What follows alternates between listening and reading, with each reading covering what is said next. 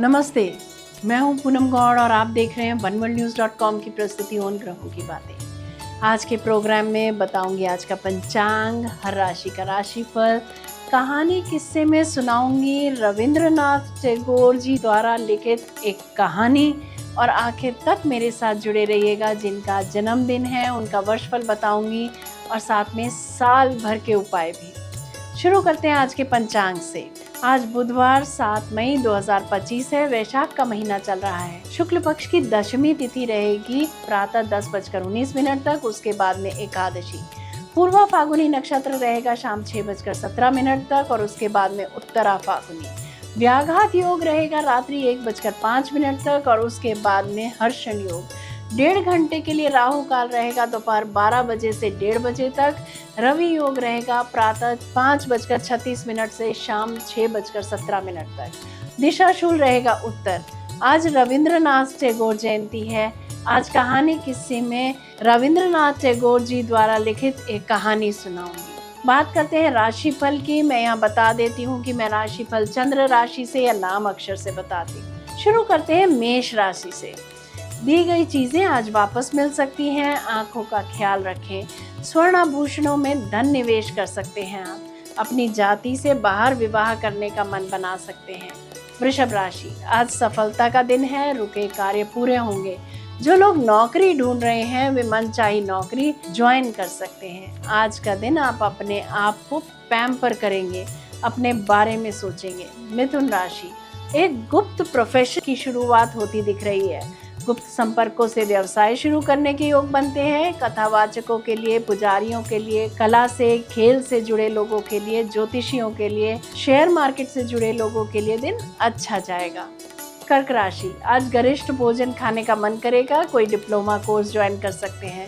Research में सफलता मिलती दिख रही है। आज आप प्रसन्नचित्त रहेंगे।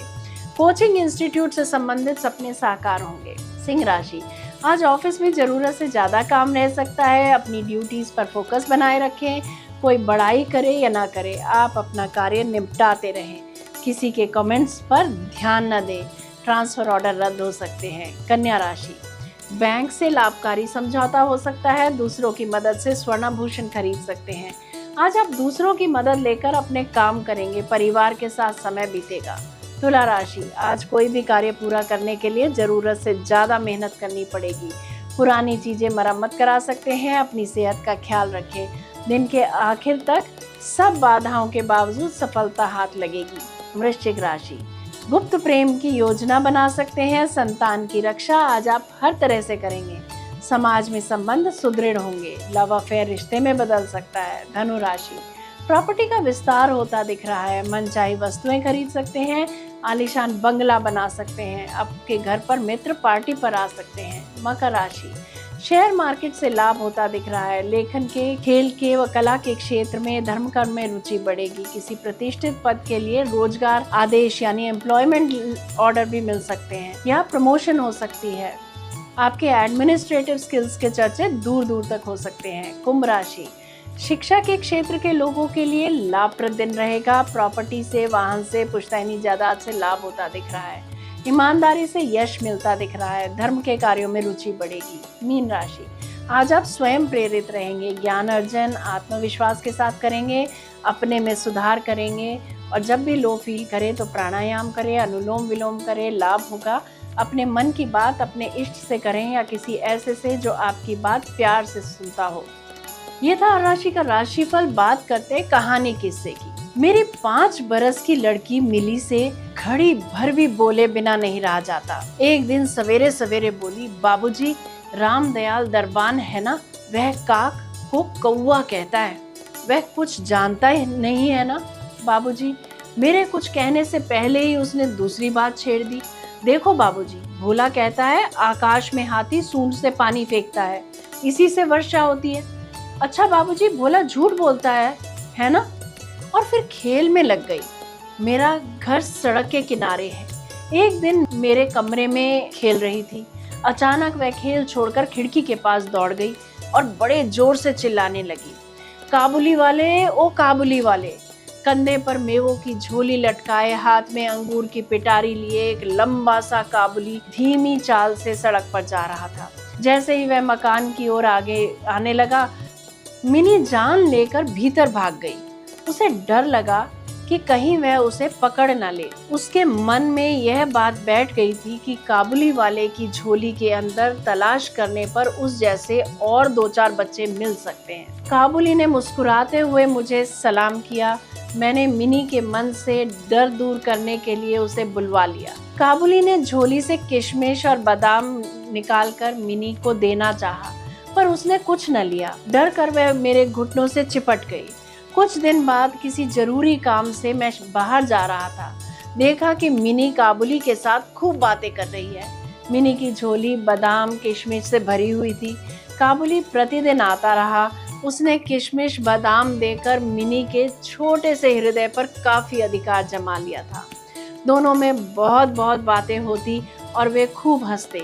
रहमत काबुली को देखते ही मेरी लड़की हंसती हुई पूछती, काबुली वाले, ओ काबुली वाले, तुम्हारी झोली में क्या है? रहमत हंसता हुआ बोलता, हाथी। फिर वह मिनी से कहता, तुम ससुराल कब जाओगी? इस पर उल्टे वह रहमत से पूछती, तुम ससुराल कब जाओगे? रहमत अपना मोटा घूंसा तान कर कहता, हम ससुर को मारेगा। इस पर मिनी खूब हंसती। एक दिन सवेरे मैं अपने कमरे में बैठा कुछ काम कर रहा था। ठीक उसी समय सड़क पर बड़े जोर का शोर सुनाई दिया। देखा तो रहमत को 2 सिपाही बांधे लिए जा रहे थे। रहमत के कुर्ते पर खून के दाग हैं और सिपाही के हाथ में खून से सना हुआ छुरा। हुआ यूं कि हमारे पड़ोस में रहने वाले एक आदमी ने रहमत से एक चादर खरीदी। उसके कुछ रुपए उस पर बाकी थे, जिन्हें देने से उसने इनकार कर दिया था। बस इसी पर दोनों में बात बढ़ गई और काबुली ने उसे छुरा मार दिया। इतने में काबुली वाले कहती हुई मिनी घर से निकल आई। रहमत का चेहरा क्षण भर के लिए खिल उठा। मिनी ने आते ही पूछा, तुम ससुराल जाओगे? रहमत ने हंसकर कहा, हाँ, वहीं जा रहा हूँ। छुरा चलाने के अपराध में रहमत को कई साल की सजा हो गई। काबुली का ख्याल धीरे धीरे मेरे मन से बिल्कुल उतर गया और मिनी भी उसे भूल गई। कई साल बीत गए। आज मिनी का विवाह है। मैं अपने कमरे में बैठा हुआ खर्च का हिसाब लिख रहा था। इतने में रहमत सलाम करके एक ओर खड़ा हो गया। पहले तो मैं उसे पहचान ही न सका। अंत में उसकी ओर ध्यान देकर पहचाना कि यह तो रहमत है। मैंने पूछा, क्यों रहमत, कब आए?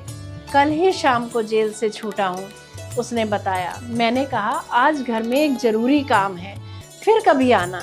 वह उदास होकर जाने लगा। दरवाजे के पास रुककर बोला, जरा बच्ची को नहीं देख सकता? शायद उसे यही विश्वास था कि मिनी अब भी वैसी ही बच्ची है। मैंने कहा, बहुत काम है, आज उससे मिलना ना हो सकेगा। वह कुछ उदास हो गया और सलाम करके निकल गया। मैं सोच ही रहा था कि उसे वापस बुलाऊं, इतने में वह स्वयं ही लौट आया और बोला, यह थोड़ा सा मेवा बच्ची के लिए लाया था, दे दीजिएगा। मैंने पैसे देने चाहे पर उसने कहा, आपकी बहुत मेहरबानी है बाबू साहब, पैसे रहने दीजिए। फिर ठहर कर बोला, आपकी जैसी मेरी भी एक बेटी है, मैं उसी की याद करके आपकी बच्ची के लिए थोड़ा सा मेवा ले आया करता हूँ। मैं यहाँ सौदा बेचने नहीं आता।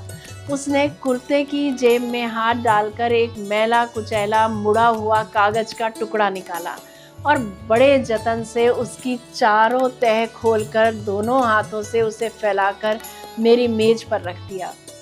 देखा कि उस कागज के उस टुकड़े पर एक नन्हे से हाथ के छोटे से पंजे की छाप है। हाथ में थोड़ी सी कालिक लगाकर कागज पर उसी की छाप ले ली गई थी। अपनी बेटी की इस याद को छाती से लगाकर रहमत हर साल कलकत्ते के गली कूचों में सौदा बेचने के लिए आता है। देखकर मेरी आंखें भर आई। सब कुछ भूलकर मैंने उसी समय मिनी को बाहर बुलाया। विवाह की पूरी पोशाक और गहने पहने मिनी शर्म से सुकड़ी मेरे पास आकर खड़ी हो गई। उसे देखकर काबुली पहले तो सक पका गया। उससे पहले जैसी बातचीत न करते बना। बाद में वह हंसते हुए बोला, लल्ली, सास के घर जा रही है क्या? मिनी अब सास का अर्थ समझने लगी थी। मारे शर्म के उसका मुंह लाल हो उठा। मिनी के चले जाने पर एक गहरी सांस भरकर रहमत जमीन पर बैठ गया। उसकी समझ में यह बात एकाएक स्पष्ट हो उठी कि उसकी बेटी भी बड़ी हो गई होगी। इन 8 वर्षों में उसका क्या हुआ होगा, कौन जाने। मैंने कुछ रुपए निकालकर उसके हाथ में रख दिए और कहा, रहमत तुम अपनी बेटी के पास देश चले जाओ। रविंद्रनाथ टैगोर थे ही ऐसे, दिल को छूने वाली बात सरलता और सादे व्यवहार से बता देते थे। जय श्री कृष्णा। जयराम जी की बात करते हैं जिनका जन्मदिन है। A very happy birthday to you, enjoy your day. 6 मई 2026 तक मेहनत तो करेंगे ही, इसके साथ साथ सफलता का आनंद भी लेंगे। इस वर्ष मेहनत ही सफलता की एकमात्र पूंजी रहेगी। मित्रों के साथ न केवल समय अच्छा बीतेगा, अपितु आपका फ्रेंड सर्कल भी बढ़ जाएगा। किंतु इन पार्टीज की वजह से आपका लक्ष्य कहीं धूमिल ना हो, इस बात का पूरा ध्यान रखें।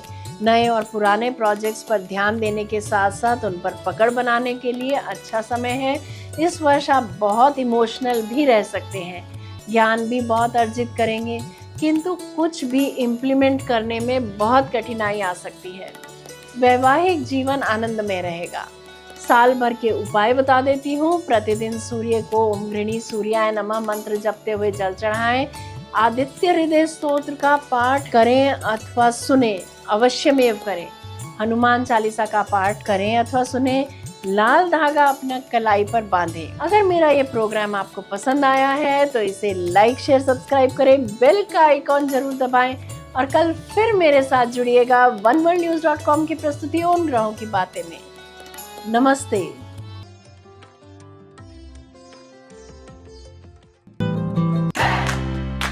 Press the bell icon to never miss a video from One World News.